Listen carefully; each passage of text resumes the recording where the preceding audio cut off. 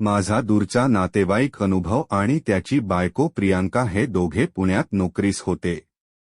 दोघेही एकाच ऑफिसात कामाला होते. माझीही सतत पुण्याच्या कचेरीत कामं निघत असल्याने माझं त्यांच्या घरी बऱ्यापैकी येणजाणच असे. नात्याने जरी दूरचा असला तरी अनुभव आणि मी बरेच क्लोज होतो. आम्ही सतत एकत्र राहत असू.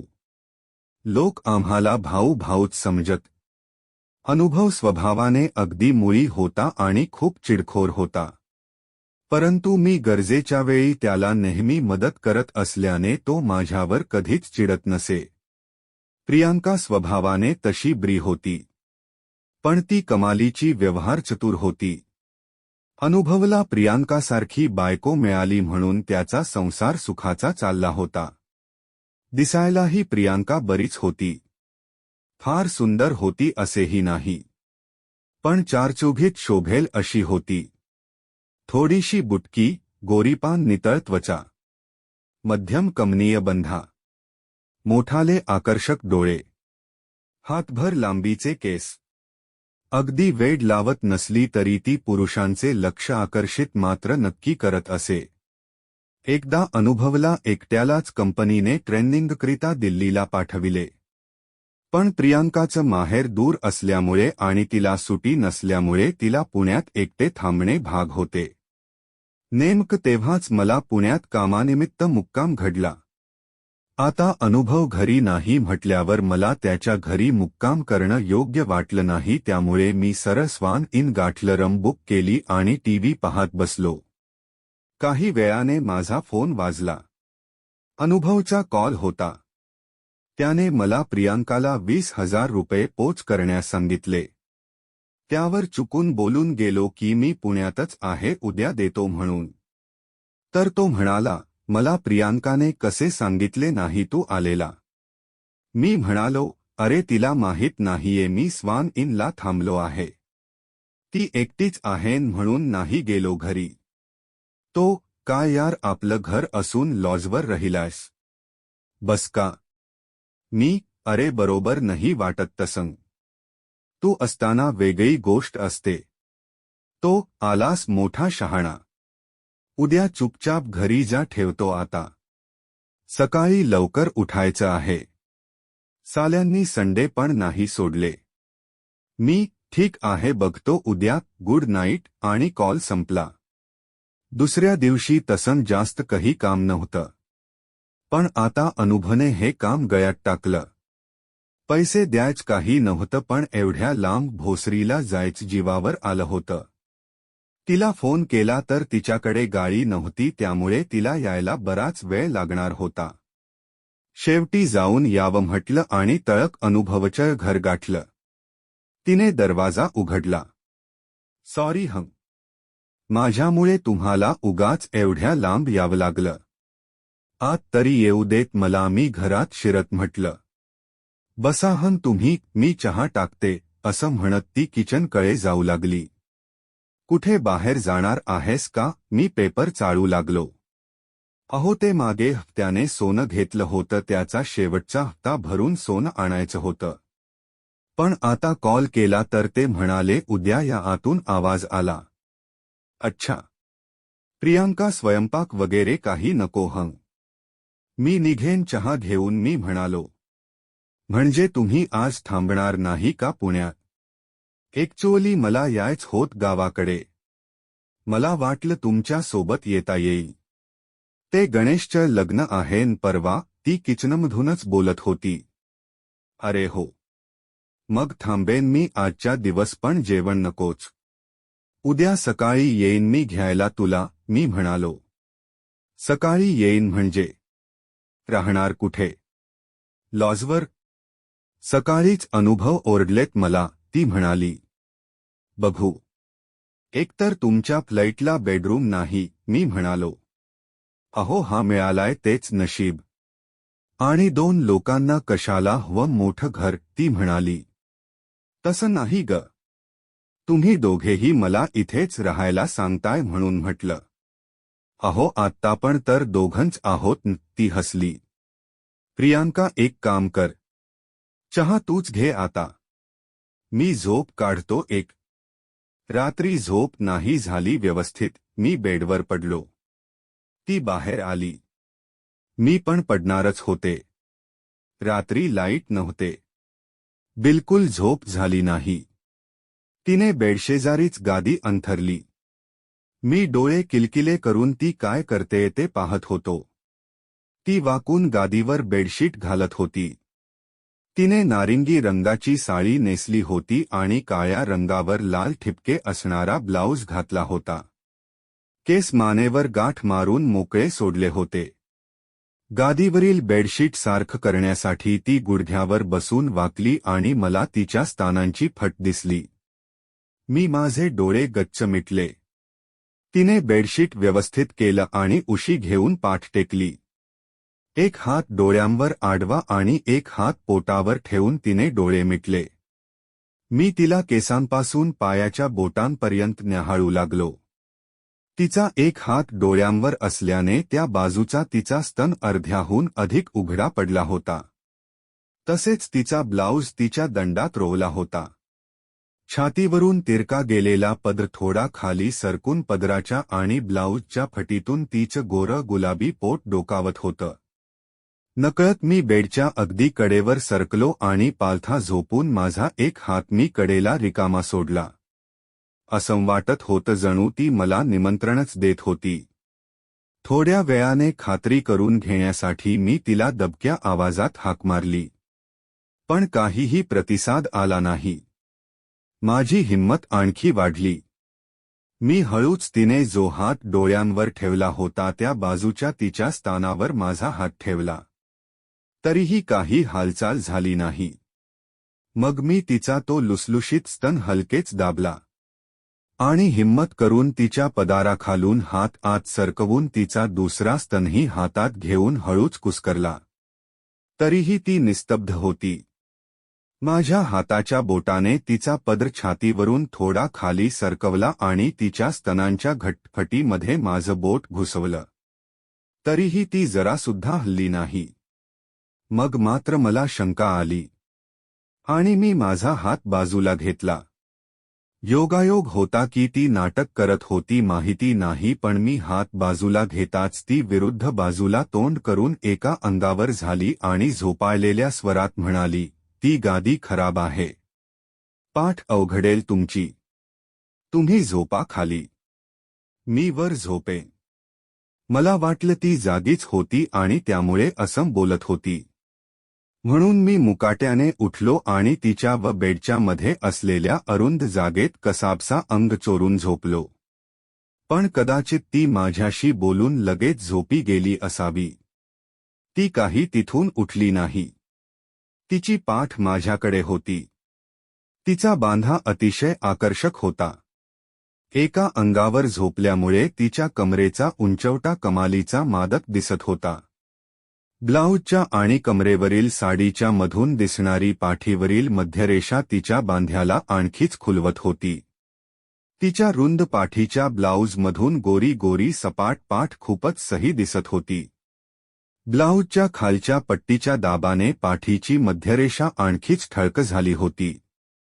खांद्यांवरून आलेल्या दोन नाड्यांची बरोबर पाठीच्या मध्यावर गाठ मारलेली होती आणि गाठीखाली दोन लटकनी झुलत होत्या. मीही एका अंगावर झालो आणि तिच्या जवळ सरकलो. माझ्या लिंगाला तिच्या गोल गुबगुबीत नितंबांचा पुष्टसा स्पर्श झाला आणि त्याचा आकार वाढू लागला. मी तिच्या पदाराखालून अलगद माझा हात आत घातला आणि तिच्या पोटावर ठेवला आणि तिला माझ्या आणखी जवळ ओढले. कदाचित ती हलक्या झोपेतच होती. तीही मागे सरकली. माझं ताठरलेलं लिंग तिच्या नितंबांच्या फटीत घुसण्याचा प्रयत्न करू लागलं. मी तिच्या दंडावर किस करू लागलो आणि माझे बोट तिच्या बेंबीत घालून घुसळू लागलो.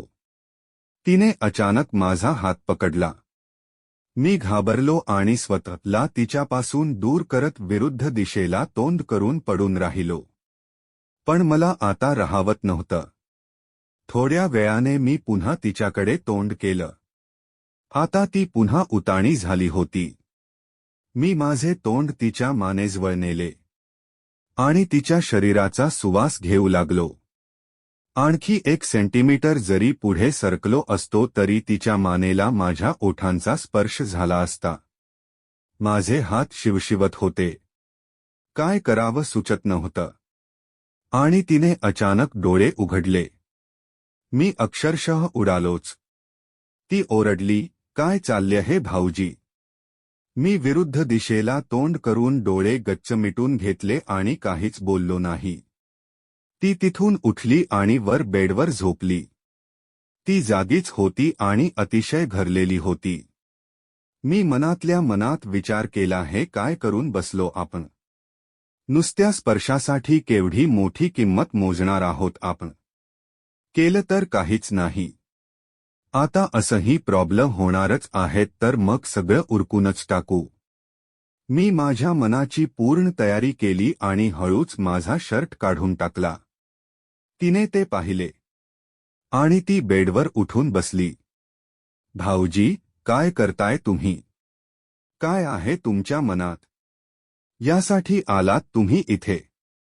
किती विश्वास होता आमचा तुमच्यावर, ती म्हणाली. मी आलो इथे. मला अनुभवने पाठवलं. बर मी लगेच निघणार होतो तर तूच मला मुक्काम करायला सांगितलंस. आणि माझाही विश्वास आहे तुझ्यावर. तू कोणालाही काही बोलणार नाहीस, मी उसनं अवसान आणून बोललो. हो चुकलंच माझं, ती म्हणाली. मग चुकीची शिक्षा भोगायला तयार हो आता. मी हसलो आणि उठून बेडवर तिच्या शेजारी बसत बोललो. शी काय बोलताय तुम्ही? थोडा तरी विचार करा, ती थोड्या रागाने म्हणाली. हे बघ, मला बलात्कार वगैरे करण्यात इंटरेस्ट नाहीये बिलकुल. कशाला स्वतःला त्रास करून घेतेस? त्यापेक्षा ह्याची मजा घे, एन्जॉय कर. मला कुठून एवढं अवसान आलं कुणास ठाऊक. तिने तिचं तोंड हातात लपवलं आणि हुंदके देऊ लागली. मी तिचे दोन्ही खांदे माझ्या हातांमध्ये गच्च दाबून धरले. नको ना भाऊजी, प्लीज, ती रडवेल्या चेहऱ्याने माझ्याकडे पाहत म्हणाली. प्रिया, का उगाच विरोध करत आहेस? वम तर प्रोटेक्शन वापरेन मी तिला आणखी जवळ घेत म्हणालो. तिला हुंदका अनावर झाला आणि ती रडू लागली. मी तळक उठलो आणि शर्ट घालू लागलो. ठीक आहे, निघतो मी मग. आता परत इथे येणे नाही. असं का करताय तुम्ही? आम्हाला तुमच्याशिवाय कुणाचा आधार आहे? अनुभवला आणि मला किती अडचणींमधून मदत केली आहे तुम्ही, ती डोळे पुसत म्हणाली. हा हा, मी तुमच्या सगळ्या गरजा पूर्ण करायचा ठेकाच घेतला आहे ना, मी रागात बोललो. अहो पण मग त्याबदल्यात हे कसं वाटतं? मी काय वेश्या आहे का? ती केविलवाण्या स्वरात बोलली. काय बोलतेस तू हे? आज मी तुझ्या जवळ आलो ते फक्त एक पुरुष म्हणून. मी काही येताना असं करायचं म्हणून ठरवून आलेलो नव्हतो. तुझ्या शेजारी झोपल्यावर मला इच्छा झाली, मी म्हणालो. हो, एक स्त्री म्हणून मीही उत्तेजित झालेच होते. म्हणून तर सुरुवातीला विरोध केला नाही मी, पण हे चुकीच नाही का? ती म्हणाली. का चुकीच आहे? मी विचारलं. मी तुमची पत्नी नाहीये, ती मान खाली घालून बोलली.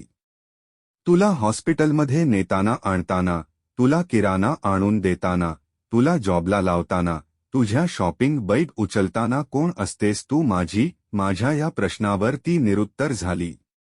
मला काही कळत नाहीये, ती बोलली.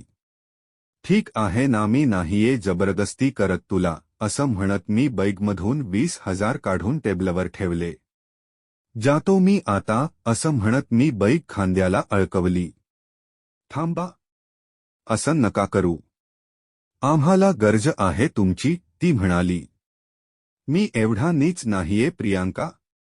मी यापुढेही जेव्हा तुम्हाला गरज पडेल तेव्हा तुम्हाला सपोर्ट करणारच.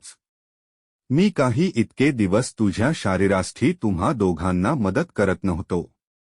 तसं असतं तर काल लॉजवर जाण्याऐवजी थेट इथेच आलो असतो. एवढं खालच्या पातळीवर नेऊन ठेवण्याची गरज नाहीये, मी चिडून बोललो. सॉरी, असं म्हणून तिने तिच्या छातीवरून पदर बाजूला करून सोडून दिला आणि ती डोळे मिटून बेडवर पडून राहिली. मी तिच्याजवळ गेलो, तिचा पदर पुन्हा तिच्या छातीवर ठेवला आणि म्हणालो, आता नाही, मला मी केलेल्या मदतीचा मोबदला नको आहे. मी काही सावकार नाहीये. मला कुणाचाही गैरफायदा घ्यायचा नाहीये, असं म्हणून मी मागे फिरलो.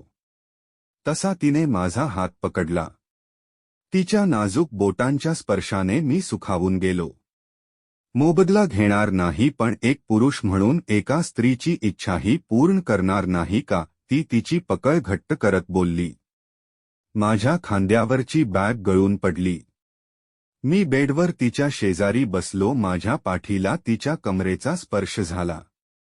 मी तिच्या खांद्यांवर माझे दोही हात ठेवले. तिला संकोच वाटत होता. माझ्या मनगट आणि कोपरांच्या मध्ये तिच्या वक्षांचा स्पर्श होत होता. तिने अंग चोरून घेतले होते. डोळे मिटून घेतले होते. मी तिच्या ओठांच्या जवळ माझे ओठ नेले. तिचे ओठ थरथरत होते. मी अलगद तिचा खालचा ओठ माझ्या ओठांमध्ये पकडला. ती शहारली. मी तिचा ओठ चोखू लागलो, अगदी अलगदपणे. ती तिचे दोन्ही हात माझ्या केसांत फिरवू लागली. मी स्वतःला तिच्या अंगावर झोकून दिले. तिच्या गुबगुबीत वक्षस्थळांवर माझ्या छातीचा दाब पडला. त्यांचा गुबगुबीतपणा मला जाणवत होता. आम्ही उत्कटपणे किस करू लागलो. शृंगाराच्या आगीने आता तिलाही वेढले होते. ती हव्यासारखं किस करत होती. माझ्या तोंडात तिची जीभ घालून माझ्या जिभेला वेटोळे घालत होती. असह्यपणे माझ्या पाठीवर हात फिरवीत होती. मी एक हाताने तिची मान आणि एक हाताने तिची कंबर घट्ट दाबून धरली होती. तिच्या गालांवर, कपाळावर चुंबने घेत घेत मी माझे तोंड तिच्या मानेत घुसवले आणि अधाशीपणे तिची मान चाटू लागलो. तिथे जिभेने गुदगुल्या करू लागलो. तिच्या कपाळावर आठ्यांचे जाळे पसरले. तिचा एक हात माझ्या डाव्या काखेतून येऊन माझी मान कुरवाळीत होता, तर दुसरा उजव्या काखेतून माझ्या पाठीवर फिरत होता. मधूनच ती माझ्या अंडरवियरमध्ये हात घालून माझे नितंब कुरवाळीत होती. आता मी तिच्या खांद्यावर आणि ब्लाऊजमधून उघड्या दिसणाऱ्या छातीवर किस करत होतो. तिने तिचा खालचा ओठ एका बाजूने तिच्या दातांखाली करकचून धरला होता. मी माझ्या एका हाताने तिचे अख्खे शरीर कुरवाळीत होतो. भाग 2 लवकरच येत आहे. व्हिडिओला लाईक करा आणि चॅनेलला सबस्क्राईब करा.